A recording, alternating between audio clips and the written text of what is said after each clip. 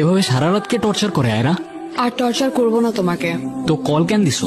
শেষবারের মতো একটু দেখা করতে পারবা কাল? সরি, পারবো না, কালকে অফিস আছে।